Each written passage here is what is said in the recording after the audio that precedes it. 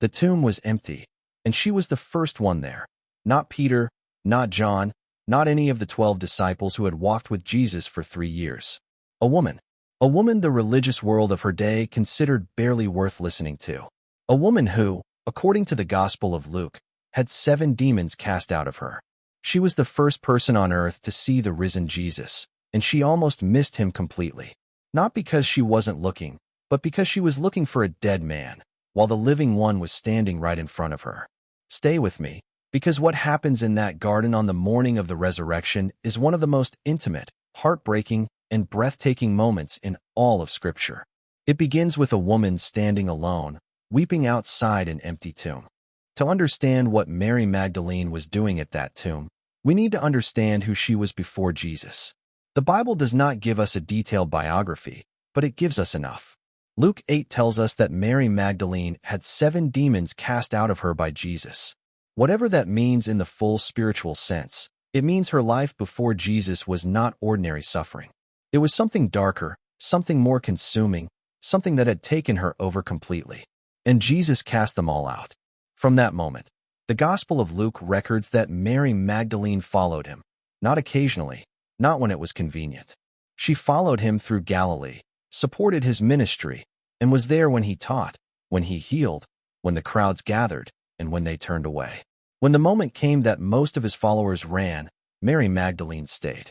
The Gospel of John records that at the crucifixion, while the male disciples had scattered, Mary Magdalene was there, standing near the cross and watching him die. She did not run. She did not hide. She watched until it was finished, and then she watched where they laid him. When the Sabbath was over, before the sun had fully risen, she came back carrying spices to anoint a body because she had come to do the last thing she could do for the man who had done everything for her. She arrived and found the stone rolled away and the tomb empty. She ran to Peter and John and said, "They have taken the Lord out of the tomb, and we do not know where they have laid him." Peter and John ran to the tomb, looked inside, and saw the grave clothes lying there. The Gospel says they saw and believed, and then they went back home. But Mary Magdalene stayed. She stood outside the tomb weeping, and then she did something that took extraordinary courage. She bent down and looked into the tomb. There she saw 2 angels in white sitting where the body of Jesus had been, one at the head and one at the feet. They asked her, "Woman, why are you weeping?" She answered, "Because they have taken away my Lord, and I do not know where they have laid him." Notice her words, not the Lord, but my Lord. She was not speaking theology. She was speaking grief, the personal, devastating grief of someone who had lost the person who gave her life back. Then she turned around and saw someone standing there, but she did not know who it was. She thought he was the gardener, the one who had spoken galaxies into existence, the one who had cast 7 demons out of her life, the one she had followed across Galilee and watched die on the cross. She thought he was the gardener. He asked her, "Woman, why are you weeping? Whom are you seeking?" She replied, "Sir, if you have carried him away, tell me where you have laid him, and I will take him away." She was offering to carry a grown man's body by herself because she could not bear not knowing where he was. And then he said one word, one single word, "Mary."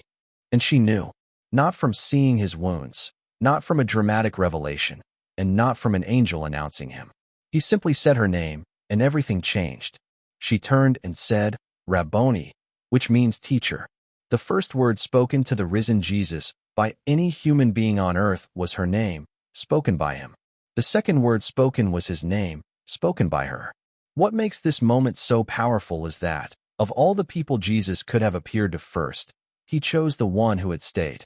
Not the most theologically educated, not the most publicly respected, not the one with the most influence or the largest platform. He chose the one who had stayed at the cross, the one who had returned to the tomb, the one who was still there weeping when everyone else had gone home.